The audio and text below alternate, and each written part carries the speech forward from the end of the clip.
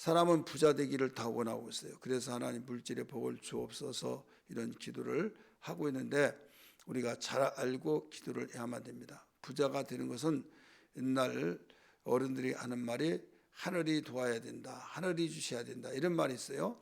근데 이 부하려하는 자들이 여기에서 가르쳐 준 것은 자기의 노력 없이 노력에 지나친 것을 힘에 버거운데 그 이상으로 부하려 하는 자가 있다 이거죠. 이게 문제예요.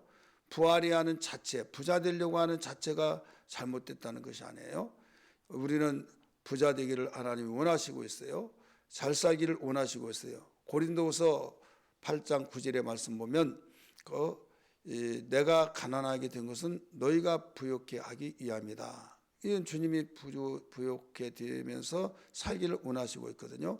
자칫 잘못하면 오늘 이 말씀이 부자는 잘못된 거구나, 부자는 죄악이 되는구나 이렇게 생각할까 봐 먼저 말씀을 드린 거예요. 하나님은 부자 되기 위해서 주님이 창조주잖아요. 주님이 세상 것 다 당신의 것이잖아요. 그런데 가난하게 사는 이유가 있다. 분명히 고린도서 8장 9절에 주가 가난하게 된 것은 너희를 부유케 하기 위함이다. 목적을 가르쳐 주셨어요.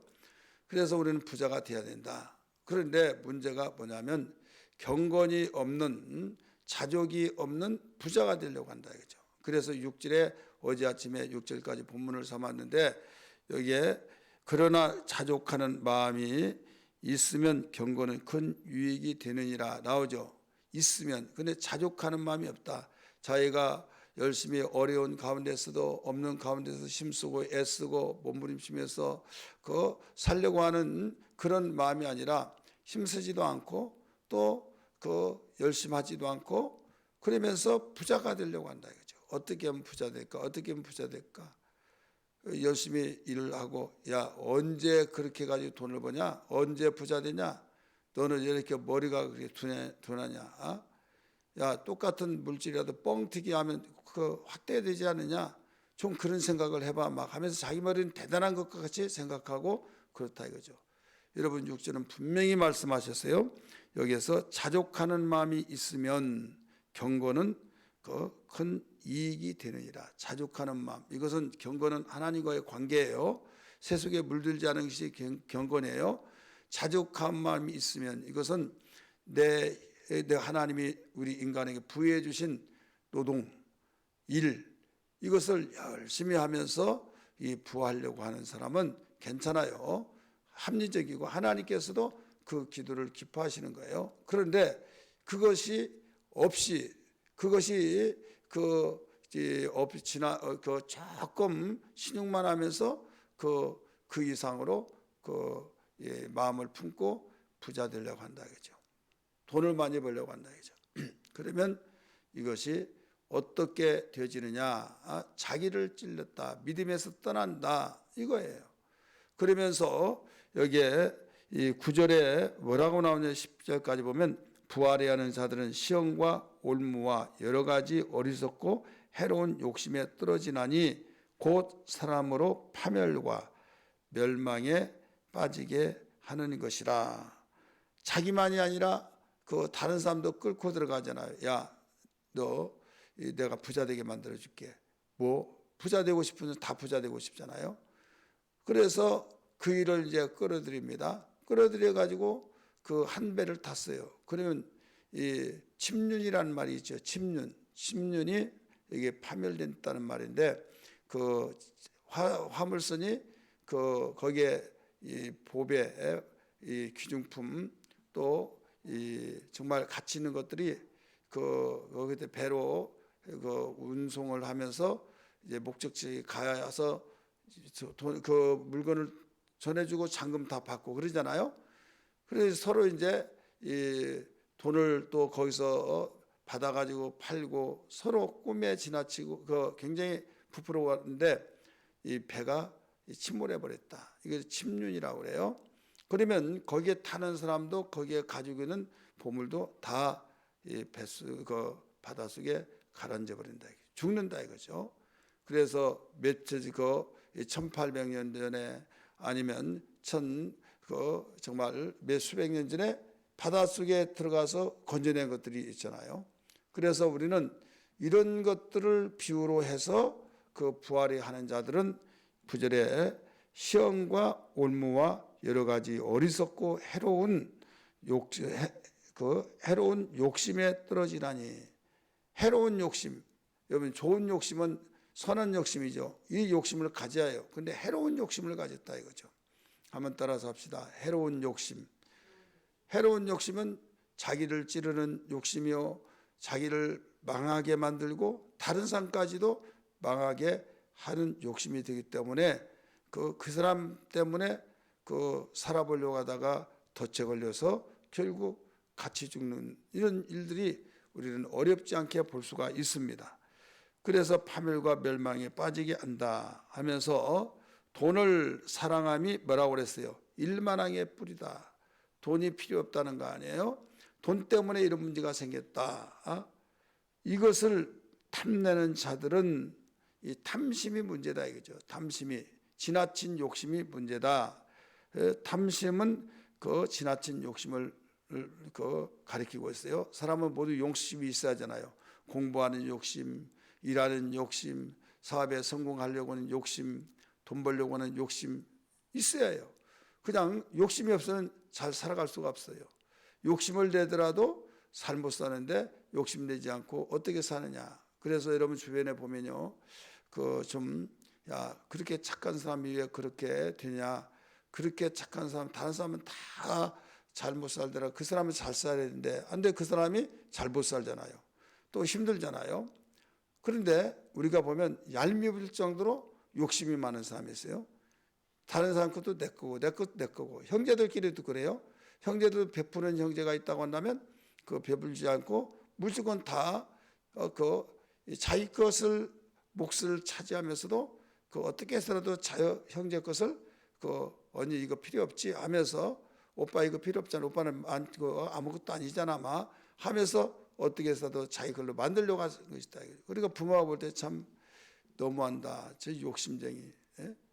그런데 착한 아이고 저 순둥이 너무 착하고 하나는 너무 착하고 하나는 너무 욕심 많고 이제 부모가 이제 그런 말을 하기도 하고 보여집니다. 그러면 누가 잘 살까라고 하면 착한 사람이 잘 살아요? 욕심 많은 사람이 잘 살아요? 욕심 많은 사람이 잘 살죠. 그러니까 사람들이 주변에서 욕심 없으면 못 살아. 욕심 있어야 잘 살아. 이렇게 말을 해요. 근데 한 가지 알아야 할 것이 욕심이 있으니까 내 것도 내 거고 언니 것도 오빠 것도 내 것이고 다른 사람은 다 내 것이고 그래서 내 것을 많이 만드니까 돈이 많고 또 부유하게 된다 이거죠. 그게 이 세상의 논리예요. 근데 우리는 하루살이가 아니에요. 하루살이가 아니기 때문에 영원한 존재이기 때문에 이 땅에 살면서 결론적인 면에서는 여러분 모든 축복은 하나님의 손에 있다는 걸 알아야 될 줄 믿기 바랍니다. 내 것으로 다 확보할 땐 내 거예요. 내 것이 되어서 그때부터는 대단하네 하면서 막 높여주죠. 그래서 명예욕이 많습니다. 돈 많은 사람들이 더 나가서 이 모든 사람들에게 우러러 이 과시를 많이 하잖아요. 과시를 하고 또 정욕에 빠지고 허영심이 많아요. 이런 이 자족한 마음이 없이 참 욕심을 내는 사람들은 허영심이 절대 많습니다. 또 이 명예욕이 많습니다. 그래서 감투 쓰는 걸 굉장히 좋아하죠. 내가 뭣도 하고 있다. 그다음에 이 이성에 대한 또 모든 이성뿐만 아니라 정욕 어떤 것이든지 내가 갖고 싶으면 다 내 것으로 만들어 직성이 풀리는 거예요. 그래서 돈이 많이 있으면 내 것으로 만들 수 있다. 이거예요. 돈이 없으면 비참하다. 그래서 돈으로 모든 걸 해결하려고 한다 이거죠. 그러니 여기서 하나님이 너 네 마음대로 한번 되는가 보자 해서 하나님이 모든 것을 다 역전시켜 버린다 이거죠. 여러분 성경은 이걸 보여주고 있고 우리는 길게 봐야 된다. 길게 보였는데 우리는 어디까지 길게 보느냐? 영원한 나라까지 길게 봐야 될 줄 믿습니다. 근데 사람들은 예수 믿으면서 그거 말고 이 세상에 살 동안에 이 세상에 사는 것도 여러분 몇 번씩 뒤집었다 엎어졌다예요. 그래서 예수를 잘 믿는 사람이 엎어졌다 뒤집어졌다 하는 것은 연단 속에서 더 큰 것을 하나님 주시기 위해서 다져지고 그릇을 키우고 복을 주기 위해서 그릇을 키워가는 작업이라는 걸 믿기 바랍니다. 그릇이 없는데 어떻게 줘요? 여러분 땅을 다지지 않고 건물 지면 거기는 건물 올라갈수록 위험합니다. 그래서 땅을 단단하게 기초를 다지듯이, 그래서 그 연단이라는 것이 있잖아요. 연단. 여러분 믿음의 연단이 얼마나 중요한가를 알아야 될 줄 믿기 바랍니다. 여러분 복받은 사람들이 연단 없이 복받은 사람이 있어요? 그 성경에서 하나님이 주시고자 하는 복, 야곱 보세요.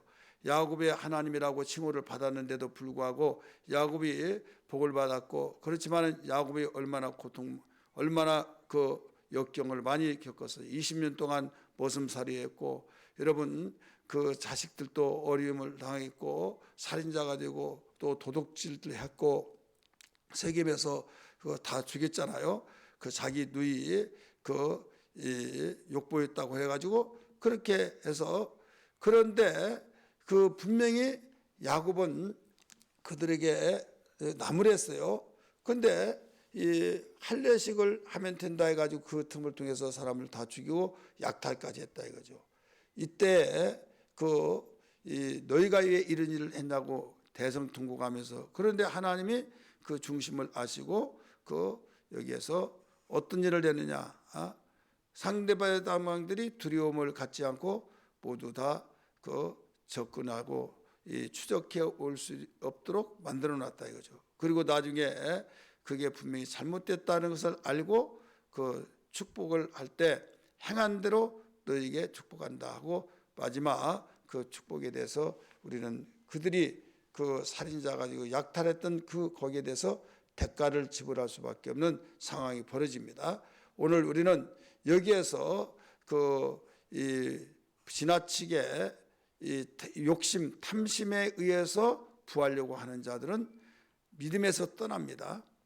이런 사람이 말은 좋잖아요. 내가 돈 벌어서 효도해 줄게요. 돈 벌어서 내가 이거 다 해줄게요. 돈 벌어서 이거 해줄게요. 이렇게 말하잖아요. 그리고 또 돈 벌어서 내가 교회 나가서 헌금도 많이 할게요. 그러면서 왜 교회 못 나오냐?